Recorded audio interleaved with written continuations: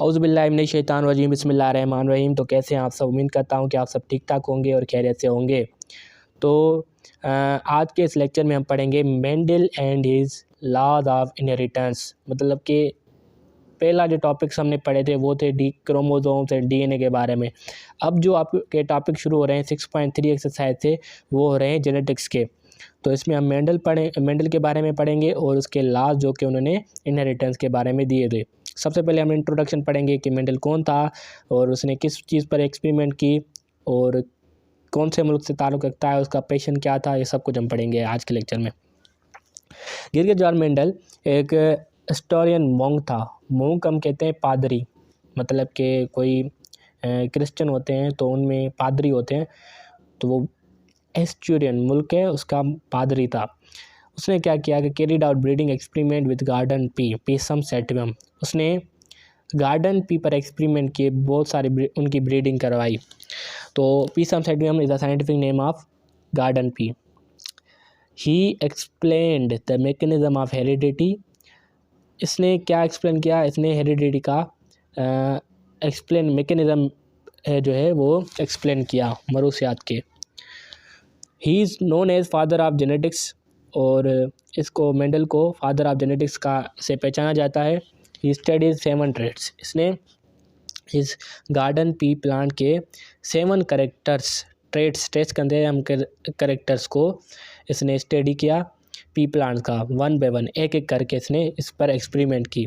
जैसे 7 करेक्टर्स कौन से हैं वो आपको ज़रूर याद रखने हैं, क्योंकि आपको पहले ये याद रखना है एमसीक्यूज में कि इसने कितने ट्रेट्स पर स्टडी की। तो 7 ट्रेट्स पर वर्क किया और उनकी सारी आपको पता होनी चाहिए वो कौन कौन से थे। एक उसकी हाइट पी प्लांट की, उसके बाद सीड शेप उसका कैसा है, पॉड शेप उसका कैसा है, सीड कलर कौन सा है, फ्लावर कलर कौन सा है, फ्लावर की पोजीशन क्या है, पॉड कलर कैसा है, ये सब 7। Height 1, seed shape 2, pod shape 3, चौथा सीड कलर, 5वां फ्लावर कलर, फ्लावर पोजीशन 6वां और पॉड कलर 7वां। 7 तो ये आपको याद रखने हैं। He has chosen to study the contrasting pairs of these above traits because they were easily distinguishable like tall and tall. इसने इनकी स्टडी क्यों की? इसलिए की क्योंकि ये इजी थे। जैसे हम इजीली डिस्टिंग्विशेबल मतलब कि फ़र्क कर सकते हैं, जैसे टाल और डार्फ ये हम कर सकते हैं। These varieties continued to produce offspring identical to their parents generation after generation. ये जो वेराइटीज़ थी कंटिन्यू आती रही थी, उनके कंटिन्यू ही प्रोड्यूस कर रही थी अपने ऑफस्प्रिंग जो कि उनके पेरेंट्स के आइडेंटिकल थे generation after generation. As long as they were self pollinated, जैसे ही उनको सेल्फ पोलिनेटेड किया गया, such varieties are called true breeders. तो ऐसी वेराइटीज़ को ट्रू ब्रीडर्स कहा जाता है। And their offspring are pure breeds. जब उनको सेल्फ पोलिनेट किया, दे वर सेल्फ पोलिनेटेड, तो इन वेराइटीज़ को कहा जाता है ट्रू ब्रीडर्स और इनके ऑफस्प्रिंग को कहा जाता है प्योर ब्रीड्स। तो आगे कह रहा है what is mean by pure breed. Pure breed की मतलब ये होता है कि कोई ऑर्गेनिज्म जो सेल्फ फर्टिलाइज है, उसके ऑफस्प्रिंग जो होंगे वो ऑलवेज एग्जैक्टली अपने पेरेंट्स से लाइक करेंगे, लुक करेंगे, उन जैसे होंगे। Pure breed means that if an organism is self fertilise, कि किसी ऑर्गेनिज्म को सेल्फ फर्टिलाइज किया जाए तो ऑफस्प्रिंग वो अपने पेरेंट्स के तरह ही लगेगा।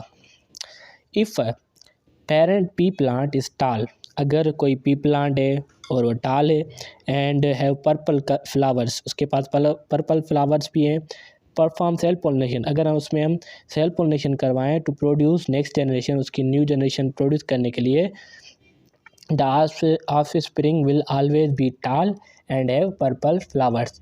तो जो उसके ऑफस्प्रिंग प्रोड्यूस होंगे, न्यू जनरेशन प्रोड्यूस होगी, वो भी टाल होगी, उसके फ्लावर्स का कलर भी पर्पल होगा। और ये साइड्स में आप देख रहे हैं पी प्लांट है, ये इसकी जो है पिक्चर दी गई है। Mendel's study was based on these 7 pairs of contrasting characters. Mendel ने जो भी सारी स्टडी की थी ना, वो इन 7 जो करेक्टर्स के पेयर पे की थी, 7 पेयर्स ऑफ कॉन्ट्रास्टिंग करेक्टर्स इन्हों पे की थी। Height, flower colour, pod shape, मतलब कि जो भी 7 हैं उन पर काम किया था। Considering the inheritance of single pair of contrasting character at a time, उसने एक एक करके हर करेक्टर पर वर्क किया काम किया।